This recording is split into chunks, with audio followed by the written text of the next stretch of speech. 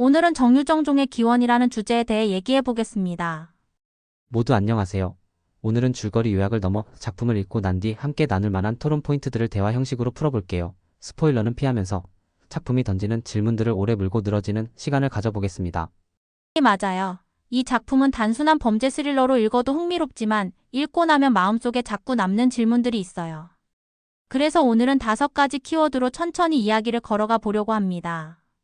자연과 양육, 사랑과 통제, 정상과 비정상, 인간의 선과 악, 그리고 진화라는 프레임이죠. 책을 안 보신 분들은 이전 영상을 참조해주세요. 주인공은 차분하고 영리한 청년이에요. 겉으로는 아주 평범해 보이는데 어릴 때부터 어떤 이유로 약을 복용해왔고 가족의 보살핌 속에 자랐죠? 그가 느끼는 세계는 감정의 볼륨이 낮게 설정된 라디오처럼 묵음에 가깝고 이해와 공감의 주파수가 늘 어긋나는 듯해요. 그 상태를 어떻게 해석하느냐가 곧 작품의 큰 질문으로 이어집니다. 그럼 첫 번째, 악은 타고나는가 만들어지는가? 흔히 자연 대 양육의 오래된 논쟁이죠. 저는 작품이 일부러 양쪽에 그럴듯한 근거를 깔아놓는다고 봐요. 주인공 내부의 냉담함은 선천적 기질처럼 보이죠. 네, 근데 이모가 주인공을 라벨링하는 순간 달라졌어요. 누군가에게 라벨을 부착하면 그 사람도 결국 그 라벨을 자기 서사로 흡수하게 되죠. 라벨은 예측과 통제에 용이하지만 때로 사람을 그 라벨의 틀 안에 가둬버리기도 해요. 즉, 타고난 성향이 존재하더라도 사회가 그 성향을 어떻게 명명하고 길들이느냐가 또 다른 결과를 낳는다. 양육이 자연을 증폭하거나 약화시키는 증폭기라는 비유가 떠올라요. 영이 맞아요. 더 흥미로운 건 독자로 하여금 그렇다면 어디까지가 개인 책임이고 어디부터가 환경 책임이지? 를 묻게 한다는 점이에요. 혹시 우리는 어딘가에서 악을 지나치게 개인화하고 있지 않을까? 혹은 반대로 모든 걸 환경 탓으로 돌리며 책임을 흐리고 있지 않을까? 철수 나도 그 생각을 했어요. 개인 책임을 부정하자는 얘기가 아니라 책임과 원인을 다르게 본다는 거죠. 원인은 복합적일 수 있어도 사회는 안정과 정의를 위해 책임의 좌표를 찍어야 하니까? 그래서 작품 속 인물들을 보며 이들은 원인을 다르게 보지만 책임 배분에서는 갈라진다는 느낌이 들었어요. 어떤 인물은 본성의 위험을 믿고 강하게 억압하려 하고 어떤 인물은 자유와 회복 가능성을 믿죠. 두 번째 주제, 사랑은 폭력을 막을 수 있는가? 이건 참 잔인한 질문이에요. 우리는 보통 사랑을 만능 열쇠처럼 말하잖아요. 그러나 사랑이 통제의 언어를 읽는 순간 당사자는 돌봄이 아니라 감시로 체감할 수 있어요. 너를 위한 거야 라는 문장도 문제가 돼요. 타자에게 부착되는 사랑일수록 상대의 동의와 존엄을 묻는 절차가 빠지기 쉬워요. 그러면 사랑은 목적이 되고 상대는 수단이 되죠. 의도는 선할지 모르지만 효과는 폭력과 다르지 않을 수 있어요. 특히 약과 규율로 이루어진 오랜 통제의 역사가 그렇죠. 돌봄과 통제의 경계가 흐려질수록 사랑은 관찰의 기술로 변질돼요. 그런데 역설적으로 그 관찰이 위험을 줄였을 수도 있어요. 그 균열의 어딘가에 작품의 슬픔이 있어요. 나도 그 균열을 오래 들여다보게 되더라.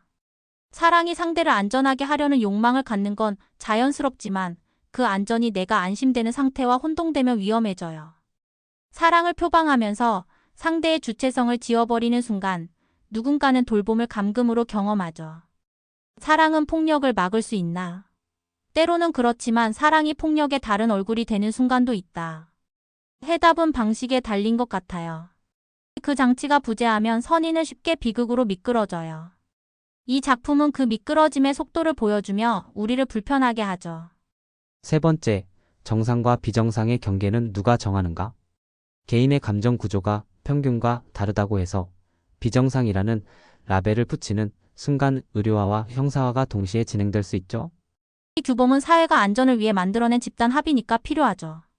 문제는 경계의 그어짐이 언제나 중립적이지 않다는 것. 시대와 문화, 권력관계에 따라 경계는 움직여요. 감정의 둔감함이 기질이냐, 병리냐의 판정도 사회가 선택하는 언어에 좌우되고요. 그 선택은 실제 삶을 바꿔요.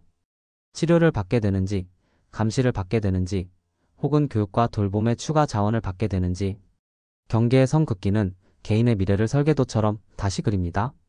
그래서 작품 속 오래된 선택들을 보며 이런 질문을 하게 돼요.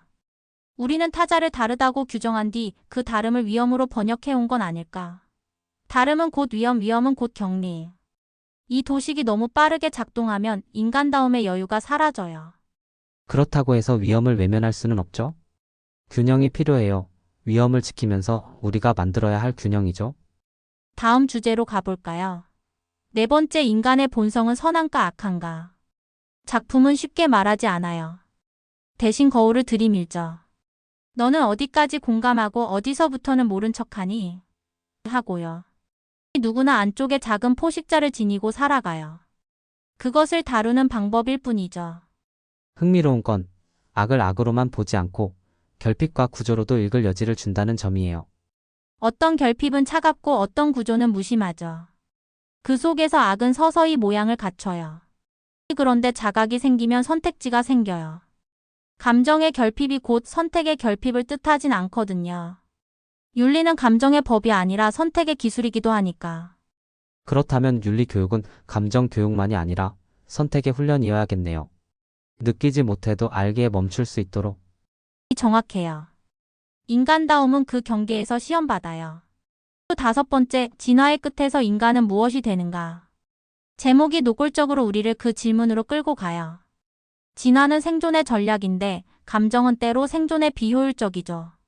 그럼 감정을 덜어낸 냉정함이 더 진화된 상태일까요? 이 질문이 섬뜩한 이유는 효율의 언어가 현대 사회 전체를 지배하기 때문이에요. 감정 없는 의사결정, 최적화된 관계, 손실 없는 선택. 듣기엔 매끈하지만 거기서 사람이 빠질 위험이 커요. 감정은 모래처럼 성가시지만 모래가 없다면 진짜 바다는 사막이 되죠. 그래서 나는 이렇게 생각해요. 진화의 목적이 효율만이라면 인간은 10중 8구 실패작이에요. 그러나 진화의 목적이 다양성이라면 인간은 그 다양성 자체로 의미가 있죠. 느리고 삐걱거리는 감정도 생존의 다른 방식일 수 있으니까. 우리가 기술 문명과 함께 더 논리적인 종이 되어 갈수록 감정의 교육과 윤리의 협상이 더 중요해져요. 알고리즘이 판단하는 시대일수록 왜라는 질문을 해야 하는 거죠. 결국 이 소설이 들이미는 거울은 너는 무엇을 인간다움이라 부르겠니? 예요. 나는 느림, 자각, 책임 그리고 타인을 재단할 때의 주저함을 인간다움으로 보고 싶어요. 동의해요. 그리고 그 주저함을 잃지 않게 해주는 장치가 예술이죠. 이런 소설이 필요한 이유도 거기에 있고요. 여기서 실전 토론처럼 청중에게 질문을 던져볼까요? 만약 당신 가까이에 감정의 볼륨이 낮은 누군가가 있다면 당신은 그 사람을 어떻게 도울 건가요? 돌봄과 통제 사이에 당신이 긋는 선은 어디인가요? 또 본성의 차이를 감당하기 위한 사회적 안전장치는 무엇이 되어야 할까요? 관리의 프레임 이외에 교육과 환경 설계, 공동체 역할은 어디까지 가능할까요? 이상으로 종의 기원 토론을 마무리하겠습니다. 다음 이야기에서 다시 만나요.